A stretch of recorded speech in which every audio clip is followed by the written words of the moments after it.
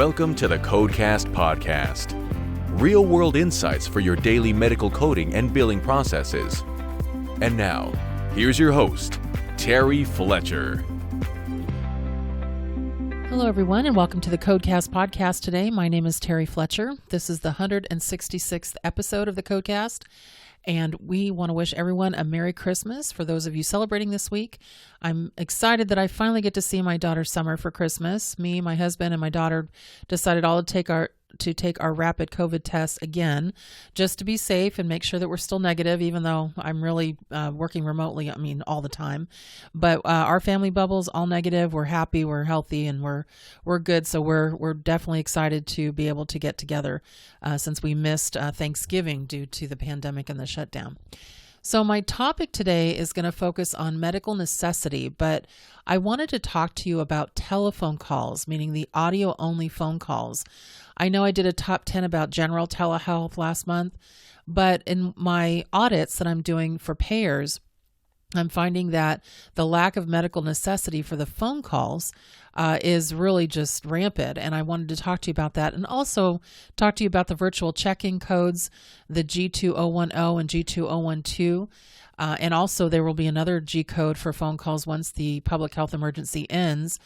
Because Medicare is clear that they are going to roll back the phone call payment as soon as the PHE ends. So I wanted to just take a look at some things and make sure that you're really understanding what's going on when it comes to the phone call situation. So it's true that Medicare is covering E&M visits in the form of the phone call codes, but let's really talk a minute to make sure we know what that means. So 99441 to 99443. These are covered on a temporary basis during the public health emergency, as you know. Don't take license to bill these services as E&M codes. Make sure you're billing them as the phone call codes.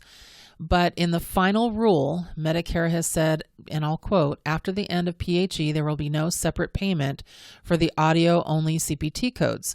At the conclusion of PHE, we will assign a status of bundled as a B status and post the RUC, which are the RUC recommended RVUs for these codes in accordance with our usual practice. And the RVU recommendation is 0. And then they went on and, kind of talked about why. And then they said, therefore, at the end of PHE in 2021, a new HCPCS code will be created as an 11 to 20 minute audio only crosswalk code to the 99442 to allow for an encounter when the physician may not be able to have a medically necessary encounter to visualize the patient.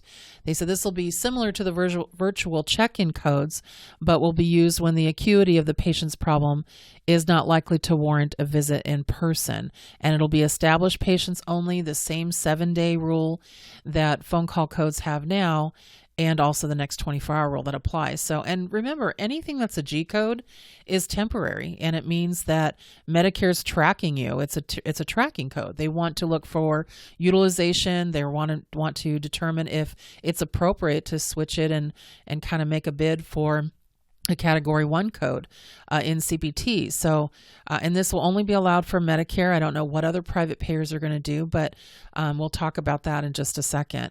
So let's first talk about medical necessity for phone calls. And this is when we're talking about these 99441 to 99443 codes. So first of all, meeting the medical necessity requirement, it has to meet the same requirement as what it would have been had the patient come in the office. So consider a case where the physician is calling a patient to discuss diagnostic test results. So this is a question that comes up quite a bit. And now that many of the surgeons have geared up back up again to perform elective procedures, and I know actually right now some things have shut down again, but if the surgeon sees a patient in the office and then schedules an MRI for them, can you bill a telehealth visit going forward to go over the results of the patient when the patient doesn't need to return to the office? Well, maybe is the answer. So let's say that there's a problem and you need to talk to them about Yes, we need to schedule you for surgery. We did find, just for an example, a torn rotator cuff, and we need to go ahead and put that on the books, and then you go and explain to them what's going on.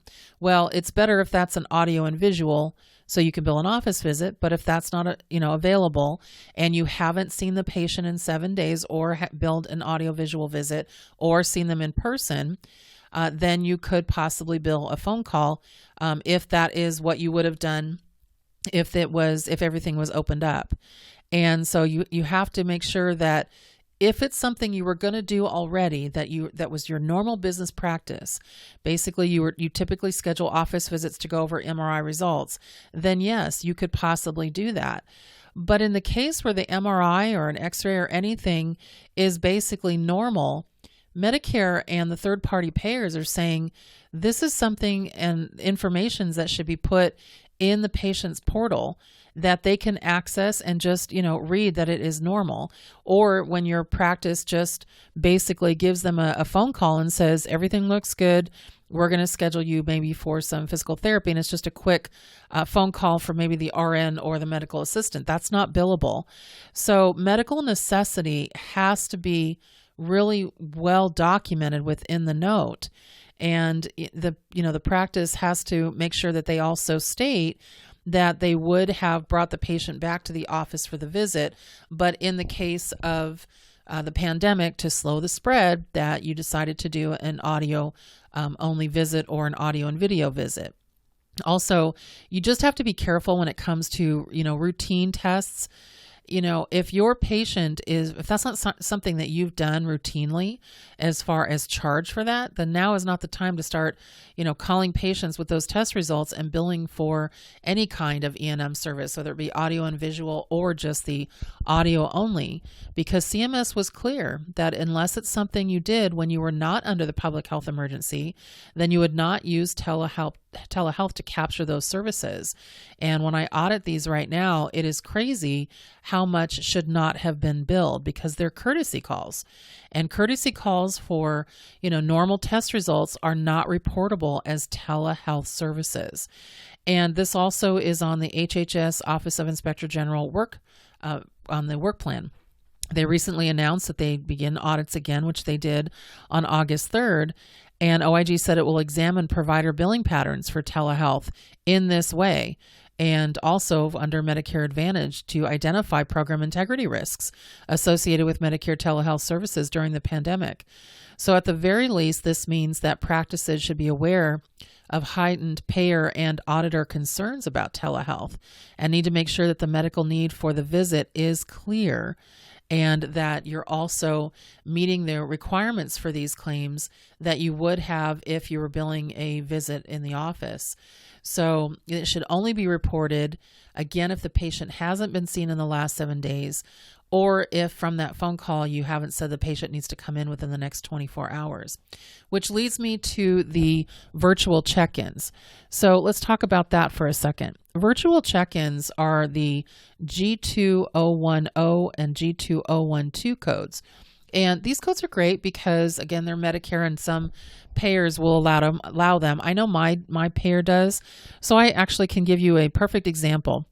I had something happen to me in the last couple of weeks. I ended up with a sty on my right eye. Yes, it's super attractive. Thank God I was working remotely. And I called my optometrist because I have reading glasses. And he said, actually, I'm going to have you call your primary care because I can't do telehealth as an optometrist. And I knew that. I just wanted to make sure I shouldn't come in to see them since it was bugging me.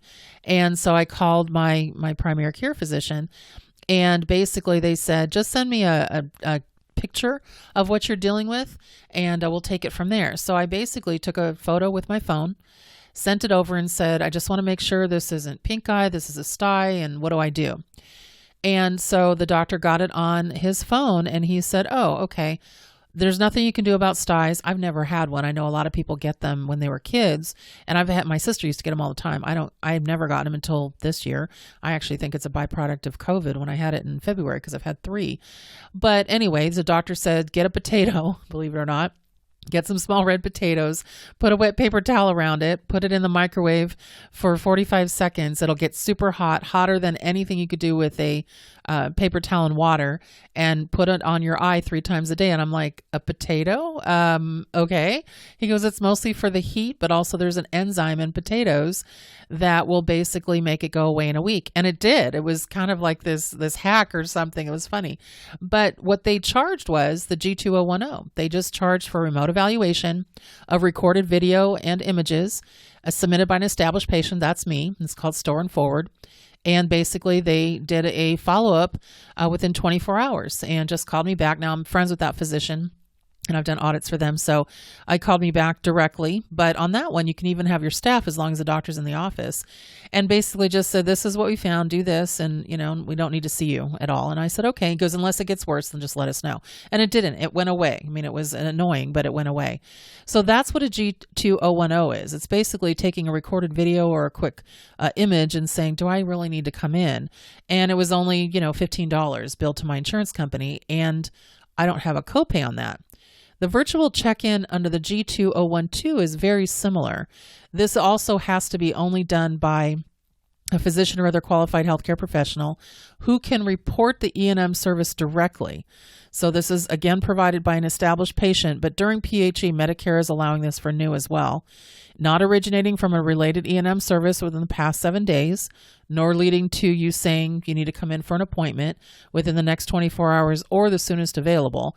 It's 5 to 10 minutes of medical discussion, and then it's worth about $14 for Medicare.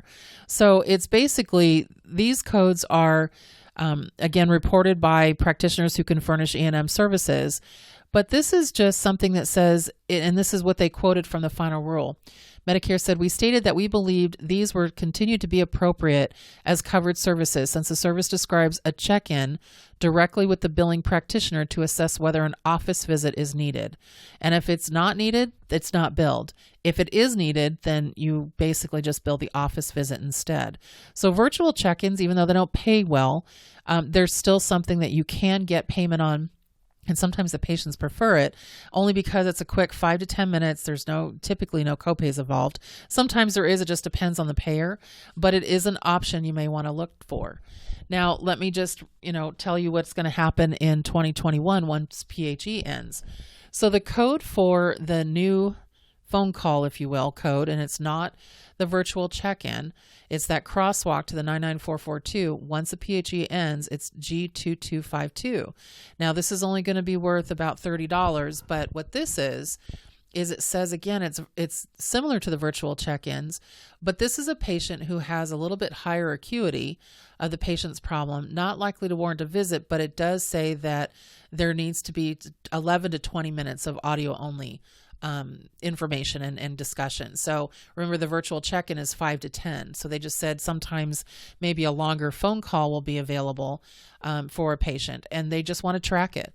So they're not going to pay for phone calls anymore. And right now our PHE is through January 23. It might be extended. We'll see. I know they don't want it extended 90 days, but that's where we're headed. I'm thinking, just because of the uptick in cases, and right now the ICUs are pretty full. Because of the change in the climate. But with the vaccine that's out, and now frontline workers are getting it, patients over 80 who, are compromised, they're getting it. And so now we've got Pfizer, biotech, AstraZeneca. I mean, we have new CPT codes specific to those companies, which I thought was interesting.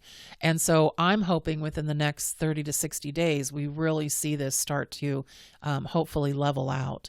But anyway, that's the medical necessity for that telehealth situation. So something came up recently about a physician that was not happy because he was saying that his EHR, his EMR, his electronic medical record, was creating coding errors within the record. And so I went and took a look, and he was right. It was basically leveling codes incorrectly. It was pulling information that wasn't there. I have an anesthesia group that also had the same problem. And the software was forcing the provider to improperly document and pull up codes that actually didn't happen. Well, here's something that several attorneys have said, and this was actually also quoted in the Part B news from December 7th with Decision Health. And it says the EHR is not liable. The physician is liable no matter what. It basically said that and they were at a live question and answer session through a virtual session they had in November. They said it's not going to be an EHR issue. They're providing you a way for you to document, but practices will need to find a way to create an accurate record no matter what the software might require. Now, I think they will probably, if there's ever a legal battle, they would be called, but it's really going to fall onto the group, and any documentation issues or alleged fraudulent situations or possible abuse or problems with payment are again going to fall onto the group. It's basically compared to practices that purchase equipment and code based on the guideline from the manufacturer. You know, the manufacturer is not going to be the one doing the billing, you are. So you still have to do your due diligence, and it's up to the practice to make sure that documentation and coding are correct. You can't say, well, it's their fault. It's basically you're the bottom line. The dollar stops with you. So if you see any of that, make sure that you're clear on how that works. The other thing I wanted to also make sure that you're aware of is that no matter, I know everybody's already, I would say probably 90% of practices in the country have switched to EMR, but there's some that haven't. And then some are switching to a different EMR from what they have. Just remember that, you know, you have to make sure that you have a system that you can override. If you can't override that system, then you shouldn't be using that system. So make sure you can override it, because a lot of systems either over or under code. So I wanted to talk about a 24 modifier real quick, because I don't always see that this is actually coded correctly. And I know a while ago I had a spotlight on modifiers, and 24 is the one I talked about, but I've had a couple of questions this week regarding the 24 modifiers. So I wanted to just talk to you about it when it comes to post-op pain. Is it really unrelated to surgery? So here's something that came in, and it said, Terry, our surgeon did a knee replacement on a patient, which put her on a walker and crutches for an extended period of time. Using the crutches caused her back pain, and she saw the surgeon about it. Can the surgeon claim an E&M with the modifier 24, or is this considered a related condition? So the use of the modifier 24, which says unrelated E&M service during a post-op period, it requires clear evidence that the new E&M isn't for the service covered in the global surgery package that your provider did the procedure for. And so basically the notes related to the pain are related to the procedure. And so the pain was caused by, you know, basically that they had to have crutches because, again, of the procedure. And the back pain was due to movement after the knee operation. Yes, that's a new problem, and it could be, in that case, a 24 modifier. But the new problem or symptoms actually have to be addressed or worked up, not just mentioned by the patient to the provider, if you're trying to capture an additional E&M visit in the global post-op period. So be explicit in your documentation that the direct cause of the injury was not the operation, it was the use of the crutches, and that's what is the 24 modifier. And the 24 modifier claims, the denials now have raised almost 10% now from what they used to be. So they're pretty high in denials. So make sure that your diagnosis reflects that it is something different, totally unrelated to the surgery. Otherwise, it's going to be a really hard time to get that reimbursed and to support it. Our coding question is brought to you today by Medical Economics, smarter business, better patient care. Follow us for the latest news and viewpoints on primary care, specialty care, and industry happenings in the business of medicine and health IT. medicaleconomics.com. Also check out my article in the January issue of Medical Economics on leveraging the AR in the physician's practice. Okay, so my personal tidbit this week. I want to say thank you to my podcast listeners and clients who purchase my webinars, my specialty workbooks, my auditing services, my consulting services, and everything for really making this a great year. It was a challenging year for all of us, just with the quarantine, the pandemic, everything we're dealing with. Hopefully with the vaccine, we're on the upswing. But it really was a really good year for Terry Fletcher Consulting. And your generous gifts for the holiday, I can't believe it. I received Starbucks gift cards. Thank you, Shelley. That was amazing. And holiday cards. Thank you, Ruth and Dina and Connie and Chuck and Mary. And a Kona coffee. That was a good one. That was one of my favorites. And just some really amazing notes from everyone for the holidays. So I appreciate your thoughtfulness, and I really appreciate you always thinking of me during certain times. So thank you again for everything that was sent to me, that was said to me, and all of that. Merry Christmas to all. Make it a great day, and I'll talk to you next week on the Codecast podcast.